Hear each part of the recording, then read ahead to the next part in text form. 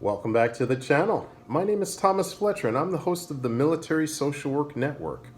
If you're new to the channel, please do me a favor by smashing that like button, by subscribing to the channel, and by sharing this video with your social work colleagues and friends.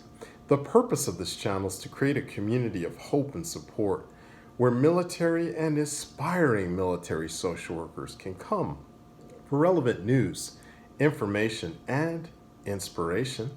Well, welcome back to, this is day 2 of my review of the Combat Operations Stress Control course, which is being offered by the Army School of Medical Excellence under TRADOC.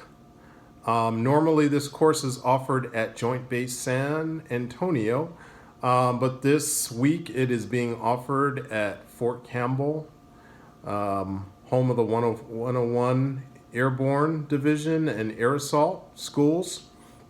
Again, we had another great day of training. Our instructors are all experienced, retired Army behavioral health types. We have Mr. Rick Himes, Mr. Roy Villalobos, and Mr. Jerome DeLucia. They're all great instructors.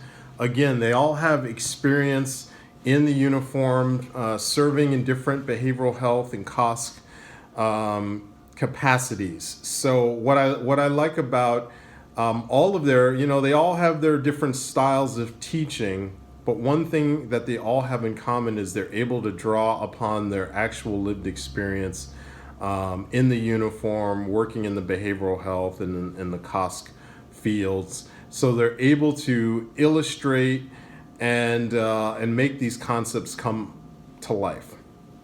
So three of the main topics that they cover today, and again, I'm just going to give a very brief overview. They did cover 3 functional areas of combat operations stress control, and they are consultation and education, COSC triage, and COSC stabilization. And here's my takeaway from what I learned today. I learned that it's really important that as whether we're behavioral health officers or chaplains or behavioral health techs or religious support assistants, and we are, especially if we're on deployment, it's important for us to be able to create credibility. If we're going to help soldiers as COSC assets, we have to be credible. We have to be confident. We have to know the regulations about COSC. We have to know what we're talking about. We have to know these regulations. We have to know and understand these 9 functional areas of COSC. I talked about the 9 functional areas in my first video from day 1. Just a quick recap of these 9 functional areas of COSC. Unit needs assessment is the first one. Consultation and education, which they covered today. Traumatic event management, they haven't covered that one yet. COSC triage was covered today. COSC stabilization was also covered today. Behavioral health treatment hasn't been covered yet. Soldier restoration hasn't been covered yet. Soldier reconditioning hasn't been covered yet. And reconstitution support, that also hasn't been covered. But again, this is only day 2.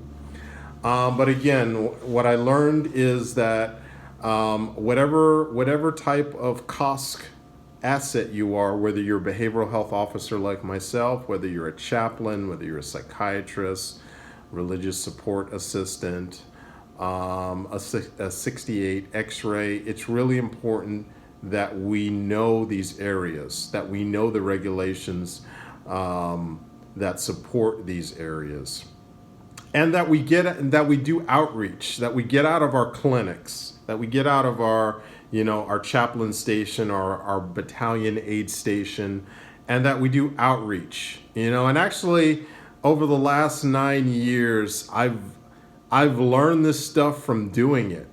I've learned these concepts from the numerous annual trainings where I was doing battlefield circulation, where I was making myself known and present to the soldiers, whether they're mechanics, whether they're, SPO, whether they're combat aviation types, truck drivers, you name it. We just get out there and we get to know the soldiers and be curious about what they do, about their jobs, because as one of the instructors pointed out today, most times soldiers are not going to come to our office. They're not going to, they're not going to have a crisis during office hours. They're going to have a crisis whenever it happens.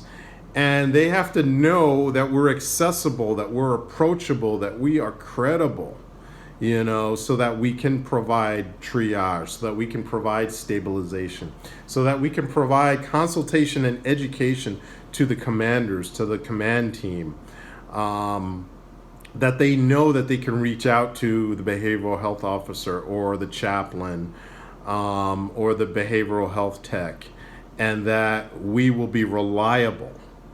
So that's kind of the things. These are my takeaway lessons from day 2, from today's day 2 of the COSC course. So again, if you're a behavioral health officer, if you're a chaplain, if you're a psychiatrist, if you are a psychologist, religious support assistant, and you haven't taken COSC course yet, I highly recommend it. Please take it. Again, it's a great an interactive learning environment. It's not just death by PowerPoint. We've had some really, really strong group discussions, group activities. It's a whole lot of fun, and it's a lot of great information. So I'm going to stop there. I'm going to thank you all for watching this video. For all the social workers and other licensed mental health professionals, thank you for the work that you do every day for your clients, for your agency, and for the profession. Please continue to support each other and yourselves. Bye for now.